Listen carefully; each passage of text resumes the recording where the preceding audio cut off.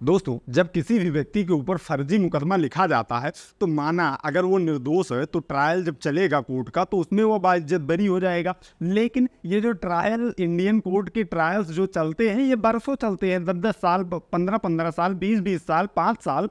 अगर 10-5 साल ही ट्रायल चल गए तो उसे वकील रखना पड़ेगा, अपने सारी दलील देनी पड़ेगी, बराबर कोर्ट आना पड़ेगा, तो उसका कितना भारी नुकसान होगा। तो यदि ऐसा हो कि अगर मुकदमा फर्जी है तो उसका ट्रायल किया ही ना जाए, उसको वही समाप्त कर दिया जाए। अब लोग कहेंगे कि ऐसा तो है नहीं, ऐसी शक्ति दरोगा जी के हाथ में है अगर चार्जशीट से नाम निकाल दे। नहीं, ऐसा नहीं है। अगर दरोगा जी भी चार्जशीट से नाम ना निकाले, न्यायालय में चार्जशीट प्रस्तुत कर दे, तब भी बिना ट्रायल के मुकदमा खत्म किया जा सकता है। तो आइए दोस्तों, आज की इस वीडियो में हम डिस्चार्ज के बारे में समझते हैं कि आखिर न्यायालय एक्यूज्ड को कब डिस्चार्ज करता है, न्यायालय में डिस्चार्ज एप्लीकेशन कैसे लगाया जाता है और कैसे बिना ट्रायल के मुकदमा खत्म किया जाता है।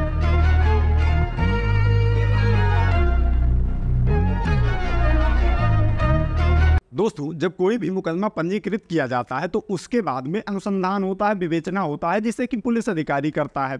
अब अगर आप निर्दोष हैं तो अगर पुलिस अधिकारी ईमानदारी से अपना काम करेगा तो वहीं से आपके उसमें मामले में एफआईआर लगा देगा। लेकिन कई बार क्या होता है कि पुलिस वाले भी पैसे लेकर या ज़बरदस्ती आप पे दबाव बनाने की वजह से चार्जशीट भी न्यायालय में प्रेषित कर दिए। सामने वाले का दबाव था जिसने झूठा मुकदमा लिखाया है, या तो पैसे दे दिए और चार्जशीट न्यायालय में प्रस्तुत कर दी कि अब जाओ बेटा 10-5 साल वहीं तुम जिंदगी खराब करो अपनी अदालत में। जब चार्जशीट न्यायालय में आती है तो उस पर मजिस्ट्रेट संज्ञान लेता है, चार्जशीट को पूरी तरह से देखता है।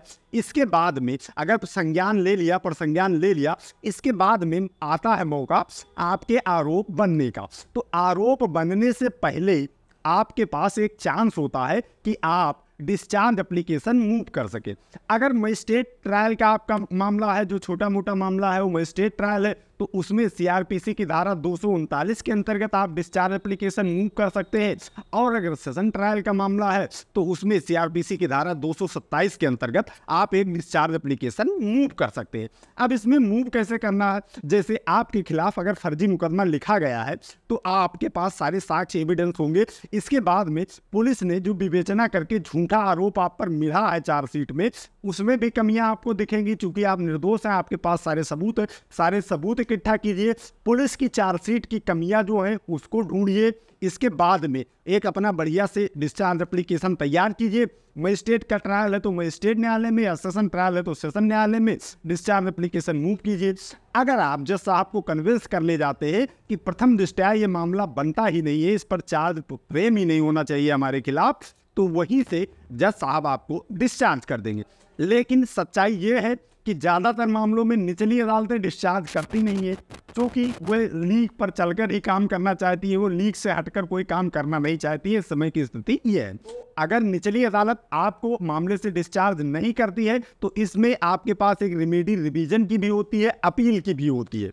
इस पे सुप्रीम कोर्ट ने स्पष्ट कहा है कि डिस्चार्ज एप्लीकेशन मूव करने के बाद दिया गया फैसला जो है उसका रिवीजन भी हो सकेगा, उसकी अपील भी हो सकेगी। तो अगर आपने मजिस्ट्रेट न्यायालय में डिस्चार्ज एप्लीकेशन मूव किया है, वहां से आपको डिस्चार्ज नहीं किया उन्होंने, तो आप सेशन में आकर रिवीजन कर दीजिए।